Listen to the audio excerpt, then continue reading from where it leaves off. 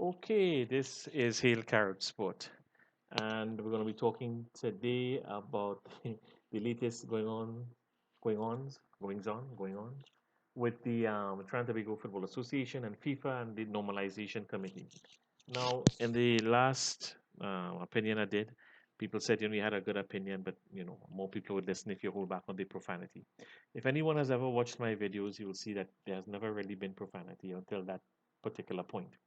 And the truth is, not that it's excusable, but the truth is, after 40 years of watching Trinidad and Tobago football be screwed up, um, be held back, and to have to watch these FIFA people come and manhandle our football for their own purposes, not for Trinidad's.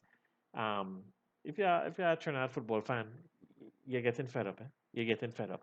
When will it end? When will it end? Why we have to screw up football all the time? Why? And now it's not even us screwing it up. It's FIFA, the people we're supposed to depending on for guidance and for setting an example. They come in and contradicting themselves and looking silly and so on and holding back our football. So I bust a cuss and I was vexed. But I promised myself no cussing in this video. Meditation, meditation. Let us begin. Lord, the last 2 3 months has been like a dynasty slash Dallas episode. All kind of eruption going on. So let us quickly summarize. FIFA stepped in earlier this year, put in a normalization committee to replace the FA because Trinidad football had been badly run for a long time. Most people understood that this was not the present FA's fault because most of that was done by previous people. They inherited a mess. Most people believe, or everybody believe, that this FA had the audacity to question how FIFA money was spent regarding the new home of football, the debits and the credits and the tendering process. And FIFA didn't like that. FIFA's man, Mr. Williams, has gone. He lost the elections. David John Williams from W Connection, and that plus the fact that this investigation might unearth embarrassing facts for FIFA was the impetus for them to get rid of Mr. Williams, Mr. Luclo, and everyone else. Sorry, Mr. Wallace, Luclo, and everyone else. It was compounded by the fact that although people believe this, not one single FA stood up and supported the Trinidad and Tobago Football Association. Not one. So what happened? They went to CAS, the Court for Arbitration for Sports. CAS decision seem to be favoring FIFA even before the arbitration had started. TTFA, a bankrupt organization, had to pay FIFA's costs. They didn't want to do it via internet and so on. They wanted them to actually travel to Switzerland and so on. Not having the finances for all of this, the FA reluctantly um, switched to the Trinidad and Tobago High Court. Now, FIFA has a rule where all football related matters must be sorted out within the realms of FIFA, not within another country and their court system or whatever. And in a way, you could have sort of understand this because if you have a tyrant running a country like Gaddafi or Saddam Hussein, they could just influence a court decision. And it's up to FIFA to make sure that certain regimes set a straight path. And one could understand that. But, the Trinidad and Tobago FA seemed to have no choice. And to be quite frank, it seemed that Trinidad and Tobago football needed someone to protect it from FIFA. So anyway, um, then we started to find out that there was trouble in the camp with the local FA. Apparently, Fennec was supposed to get two separate payments in his contract. It was lumped up as one, 20,000. And Wallace said he made a mistake, saw the total, forgot the fact that it was supposed to be two separate amounts, and he owned the mistake. And although, okay, he shouldn't have done it, it was plausible, and you might be willing to move on from that because he did own it, right? He did accept that the fallibility was his. However, then more nonsense. He extended the contract of the secretary Ramdan. It turns out that the board didn't know about it, and therefore the contract was null and void. He said he had the authority to extend a contract and to read, the rules of the FA. So they're disagreeing about this particular point. Then there were certain points regarding the kit contract with Avec Company that the board didn't know about. Therefore, his signing of that contract was also null and void. And it seemed to be a contract put a lot of responsibility um, on the local FA to sell uh, T-shirts and so on. before they could even get money for themselves. It seemed to really favor Avex. So it didn't really, on the surface, seem like a good contract. And again, as the board was unaware of certain aspects of the contract, null and void. Then there was this problem with Peter Miller. Peter Miller was the agent for Terry Fenwick, but he was also getting marketing deals for the FA and wanted a salary, which is quite understandable. Um, Long story short, Wallace has acknowledged that the board wouldn't have accepted this relationship, so he gave Miller a contract in secret and just basically lied about it and didn't tell anybody.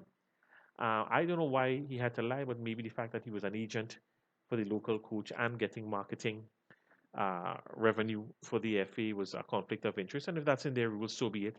On what Mr. Wallace has said, at no point was he really someone trying to look after himself. He had to make difficult decisions for the best interest of Trinidad and Tobago football and an organization that is $50 million in debt. Now, it is true. Running an FA cannot be an easy thing, especially in a developing country. And when you have $50 million in debt, sometimes you have to find innovative ways to get around problems and solve those problems. But how many times can the board accuse you of having invalid contracts? I mean, this was just the first 3 or 4 months, and we only found out about it because they get jammed by FIFA. What else could have happened during the next 12 or 18 months? And I think what Mr. Wallace has to understand is after the Jack Warner era, we need a certain degree of transparency. No, his job is not an easy one. But this, I mean, this was just the first 3 or 4 months. What else was going to happen that we didn't know about if FIFA hadn't stepped in and made some noise about the local FA? And so the next thing people might say now, well, you know, well, FIFA was right. We must have a normalization committee. Look at all this nonsense. No, FIFA was never friggin' right. FIFA was left. And let me explain why. FIFA knew about none of this. None. None. They knew about none of this. FIFA stepped in to look after FIFA and their boy Williams. All right? And by fluke, trying not to shout this late at night here. Don't want to wake up the neighbors. By fluke, FIFA managed to have a leg to stand on. By fluke. Yes, by fluke. And so FIFA was never right. No, the right thing was done. First of all, the wrong thing was done in that Mr. Wallace should have resigned, lending credibility to the organization that he represents. But he chose not to because he said he's not a bad fella and he honest. And I don't know what's in his heart. Maybe he meant well. But the right thing was done by Mr. Luke Loy and his colleagues. They stepped away from Mr. Wallace and they have made it very clear that they don't want him as FA president anymore. And this is a good move because what it does, it lends credibility to the local FA. If these guys are ever going to run football, they're going to need marketing or marketing revenue. They're going to need advertising revenue. And you don't get it when nobody has um, belief in your product. Under the Jack Warner era, nobody knew where that money was going. Nobody wanted to step forward and spend money on an FA that they didn't trust. You have to market and brand your product. And one of those ways is credibility. So Mr. Luke Loy and his colleagues did the right thing. Apparently, what Wallace went to do is resign as president of the Secondary Schools Football League. What the hell that's supposed to mean? It's like owing me $20 million and you pay the man over there $20. That don't mean nothing. And Mr. Wallace might not like to hear this, but he needs to do the right thing for the best interest of Trinidad and Tobago football. Let it go forward. Let the FA have a leg to stand on so they can fight FIFA. Because what if FIFA come and say, look, A, B, C with all these contracts. These fellas don't know what they're doing. The flipping board didn't know what the president was doing. It's confusion. What are you going to say? No, it's not confusion. No, we changed our mind. We said we didn't know what we really know. So no confusion. Mr. Wallace needs to step aside so people can see, look, this is a board with some degree of legitimacy, not mama guy like Jack Warner / Camps era. And I hope that is what will happen. Um, so let us fast forward now. They've gone to the Trinidad and Tobago High Court, and the Chief Justice said that this is a matter that falls within the realms of Trinidad and Tobago, not for arbitration, and that is a step forward for the FA. And most people agree these guys will probably get their justice in a Trinidad and Tobago court. Most people agree that FIFA has never had a leg to stand on. Okay, and then what? The good news is that all them little bitches who wanted to be quiet, like Barbados, Jamaica, and Lord knows who else, we would have set a precedent for them. We would have shown that FIFA has no right to walk in and hijack a nation's football to benefit FIFA. Let us not forget that the executive of FIFA is constantly under accusations and lawsuits for misconduct of funds. Okay, let us not forget that the President Infantino is presently under investigation right now. Let us not forget that the head of his auditing department had to resign because the the capacity and the authority of that department was mitigated by the FIFA executive, which meant it was now more difficult to investigate the FIFA executive for corruption. All right? So it has shown that David can fight Goliath. David can stand up and David can get justice. And that's good for all them little slackers that wanted to peep from the corner and see what happened and not jeopardize their FIFA stipend. It is a crying shame that the CFU just collectively sat on their ass and watched this instead of doing the right thing. But it wasn't their football getting jammed. So great. But unfortunately, it also means that FIFA, it's hard to believe FIFA will just say, okay, and life will go on. Um, I believe and I really, really hope I'm wrong that FIFA, if they don't get their decision that they want in court, will turn around and make Trinidad and Tobago persona non grata in international football. Pardon me for pronunciation, that was wrong. First time I see it in public. Um, what does that mean? It means no Caribbean football, no World Cup qualifying football, no CONCACAF club football, no CONCACAF. Nothing, nothing, absolutely nothing. And it's too bad because if you look at the CONCACAF draw, although it was set up to protect the USA from getting knocked out like they did last time, Trinidad and Tobago has a genuine shot at getting into the final eight. And I think if Trinidad is in the final eight and prepared, we have a genuine shot of qualifying for the World Cup. So it is very, very sad. But as I said in my last opinion, if if you want to solve Trinidad and Tobago problems, you have to stay the course. And you have to stay the course and you have to be in it for the long run. Our football has been let down too many times in the last 40, 50 years. Robbed against Haiti, the local FA never even objected and took the matter to FIFA. Two stadiums sold out for one match in 1989, November 19th, and apparently they made no profit. Tens of millions, maybe even hundreds of millions of dollars given to the local FA between 1990 and 2006. Nobody knows whatever happened to that money.